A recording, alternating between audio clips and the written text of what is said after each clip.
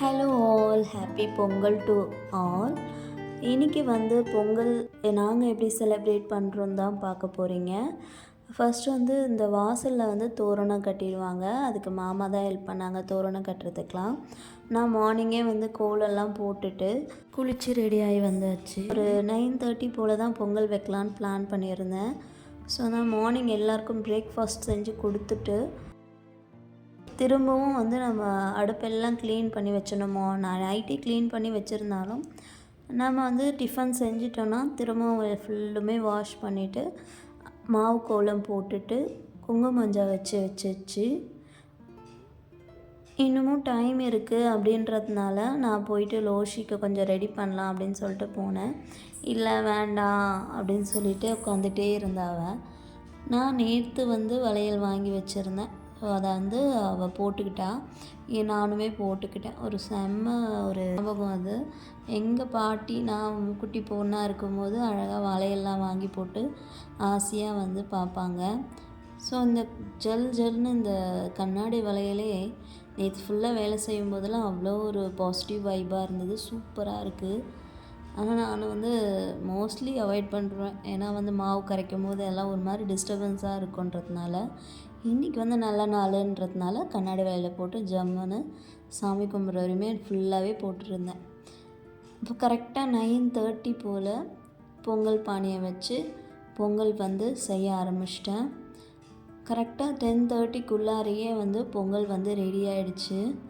நல்ல சூப்பராக பொங்கலும் நல்லா பொங்கி வந்தது. கடவுள்கிட்ட அந்த டைமில் நல்லா வேண்டிக்கணும், நமக்கு எல்லாமே கிடைக்கணும் அப்படின்னு சொல்லிட்டு. ஸோ நான் எல்லாருக்குமே எல்லாமே நல்லதாகவே நடக்கணும் அப்படின்னு சொல்லிட்டு வேண்டிக்கிட்டு அரிசி அள்ளி போடணும். இந்த மாதிரி போட்டுட்டு ரோஷியும் சாமி கும்பிட்டா கூடவே. கரெக்டாக ஒரு 10:30க்குள்ளாரையே செஞ்சு வச்சாச்சு. பூஜை ரூமில் வச்சுட்டு அதுக்கப்புறம் டக்குன்னு படையல் போடுறதுக்கு சாதம், சாம்பார் அந்த மாதிரி எல்லாமும் கூடவே செய்ய ஆரம்பிச்சிட்டேன். செம டேஸ்டியாக இருந்தது பொங்கல். எல்லாருமே சூப்பராக இருந்ததுன்னு சொன்னாங்க.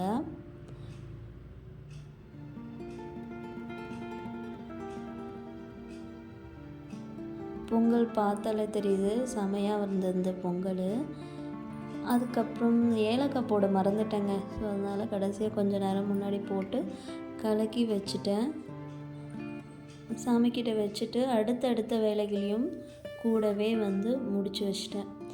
இந்த சாமி மாடு வெளியே வந்திருந்து அவங்களுக்கு நம்ம ஏதாவது கொடுத்துட்டு ஆசீர்வாதம் வாங்கலாம். ஸோ லோஷி காசு கொடுத்துட்டு ஆசீர்வாதம் வாங்கிட்டு வந்தா. நின்றுக்கிட்டே வேலை செஞ்சால் ரொம்ப கால் வலிக்கிற மாதிரி இருந்தேன்னு எல்லா காய்கறி என்னென்ன தேவையோ எல்லாத்தையும் முன்னாடியே கட் பண்ணி எடுத்து வச்சிட்டேன்.